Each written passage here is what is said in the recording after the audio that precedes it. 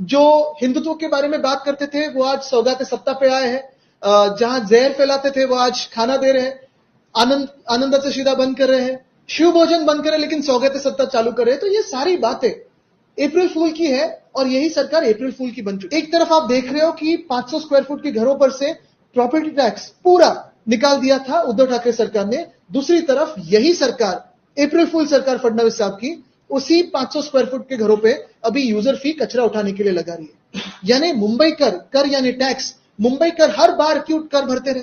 आज ये अदानी कर लग रहा है, लगभग ये अदानी साहब का जजिया टैक्स ही है। ये अगर भाषा की पॉलिटिक्स हो, वेज नॉन वेज की पॉलिटिक्स हो, हिंदू मुस्लिम की पॉलिटिक्स हो, हिंदुओं में भी जाति की पॉलिटिक्स हो, ये जहां जहां भाजपा राज करता है वहीं क्यों होती। तो जिस भाजपा ने महाराष्ट्र में वक्फ के बारे में बहुत सारी बातें फैलाई थी चुनाव के दरमियान की, सिद्धिविनायक अभी वक्फ बोर्ड क्लेम कर रहा है, ये क्लेम कर रहा है, सारी फेक न्यूज थी।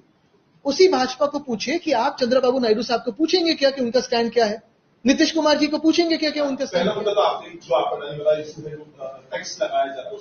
मैं यही कहना चाहता हूं कि ये जो महाराष्ट्र में सरकार बन चुकी है, बहुत सारी सरकारों को अपना अपना नाम होता है। जैसे हमारी सेना बीजेपी की सरकार थी, उसे हम युति सरकार कहते थे। हमारी जो 19 से 22 तक जो सरकार थी उसे हम महाविकास आघाड़ी कहते थे। बीच में की जो सरकार थी मिंडे राजवत या एशेंसी सरकार, वो एक अलग थी। और आज की जो सरकार गठित हुई है चुनाव आयोग के आशीर्वाद से, उसे हम अप्रैल फूल सरकार कहते हैं। वो इसीलिए कहते हैं क्योंकि काफी सारी बातों में उन्होंने हमें अप्रैल फूल करने की कोशिश की है, गुमराह करने की कोशिश की है। चुनाव के पहले एक बात, चुनाव के बाद में दूसरी बात। जैसे आप देखते होंगे तो स्वयं जो सीएम है आज, उन्होंने कहा था कि जैसे ही इनकी सरकार गठित होती है सारे किसानों का कर्जा ये माफ कर देंगे। आज के जो डीसीएम है उन्होंने कहा ऐसी बात होने वाली नहीं है, अगले 5 साल जो कर्जा है वो भरते रहो। ये अप्रैल फूल ने तो क्या है, लाडली बहना, लाड़की बहन जो स्कीम है, उसे पहले कहते थे चुनाव से कि हम 2,500 रुपए देने वाले हैं। अभी 2,500 तो छोड़ो, 1,500 तो है, लेकिन उसमें भी जो लिस्ट है महिलाओं की वो कम करते जा रहे हैं। लगभग 10 लाख महिलाओं को कम किया है। और मैं तो यही सुन रहा हूं कि ये कहीं ना कहीं कोर्ट जाके या किसी बहाने से ये स्कीम बंद करने वाले। जो हिंदुत्व के बारे में बात करते थे वो आज सौगाते सत्ता पे आए हैं, जहां जहर फैलाते थे वो आज खाना दे रहे हैं, आनंदाचे शिदा बंद कर रहे हैं, शिव भोजन बंद कर रहे हैं, लेकिन सौगाते सत्ता चालू कर रहे हैं। तो ये सारी बातें अप्रैल फूल की है और यही सरकार अप्रैल फूल की बन चुकी है। मैंने 2 महीने पहले भी ये कहा था कि देवना डंपिंग ग्राउंड की जगह जमीन जहां आज डंपिंग ग्राउंड है काफी सालों से है, वही जमीन अदानी को दी गई थी। अदानी ग्रुप ने मांगी, जमीन दे दी गई। मुंबई महानगर पालिका ने इसका विरोध किया था, लेकिन ये जमीन दे दी गई उनको। फिर कहीं ना कहीं अदानी ग्रुप को ये देखा कि नहीं, वहां तो लेगेसी वेस्ट है, बहुत सारा कचरा है, साफ कर दे। तो किसके पैसे से करोगे, मुंबई के पैसों से करोगे। तो वो जमीन वापस बीएमसी को दे दी है और देवना डंपिंग ग्राउंड पे अभी जो प्रोसेस चलेगी, लगभग 3,000 करोड़ का खर्चा ये मुंबई करों पे आएगा, मुंबई कर के पॉकेट से जाएगा।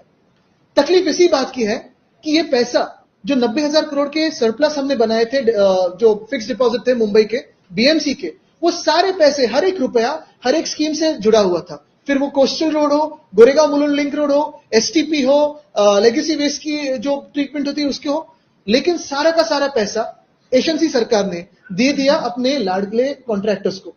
अभी पैसा नहीं है बीएमसी के पास, तो फिर क्या करोगे।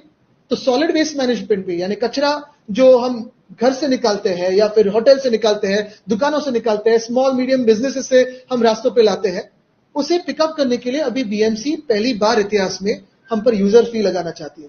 और यूजर फी ये दर माह लगाएगी, हर महीने यूजर फी लगाएगी।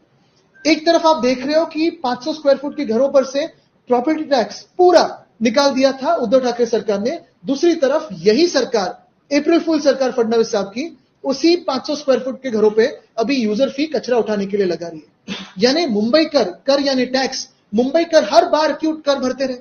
आज ये अदानी कर लग रहा है, लगभग ये अदानी साहब का जजिया टैक्स ही लग रहा है हम पे।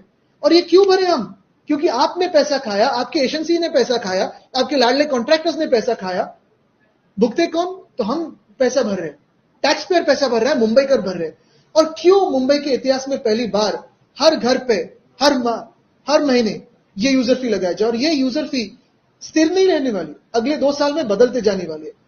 ये कैसी, ये तो जाती होगी।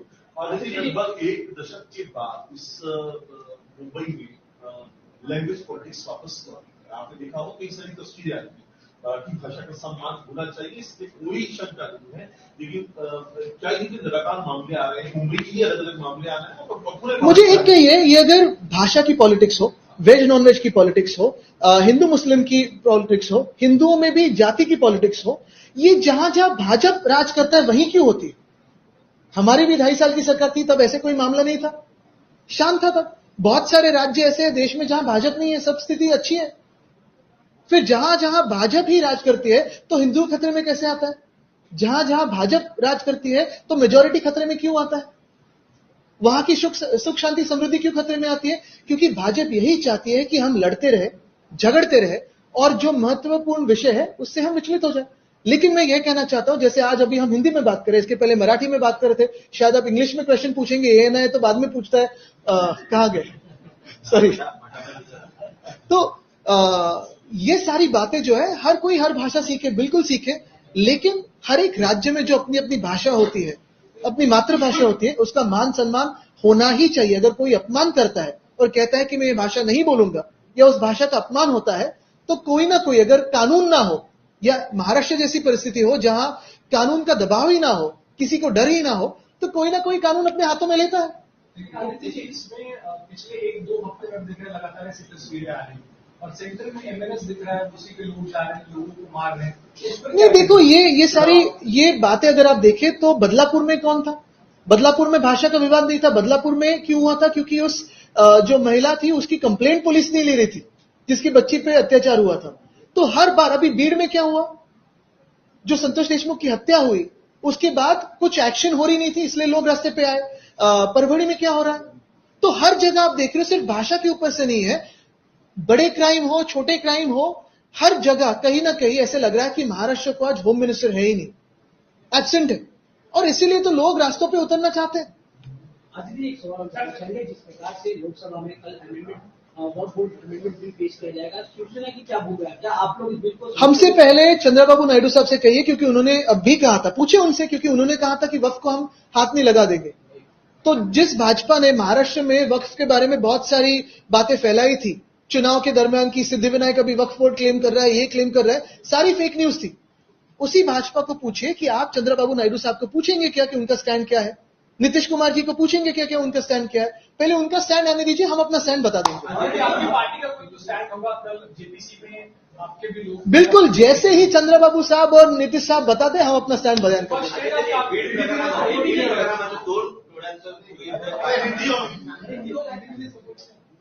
ओ थांबा, मराठी उद्या हो।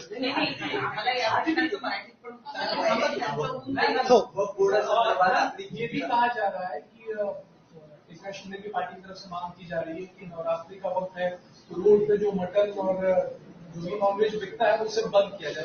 हर एक राज्य में अपने अपने धर्म की परिभाषा अपने राज्य के हिसाब से होती है, अपने संस्कार, अपने प्रथाओं से होती है। महाराष्ट्र में बहुत सारे ऐसे भी लोग हैं, जैसे हमारे परिवार में हमारी अष्टमी को जो प्रसाद चढ़ता है उसमें प्रॉन्स होता है, फिश होता है, मटन होता है, ऐसे बहुत सारे लोग हैं।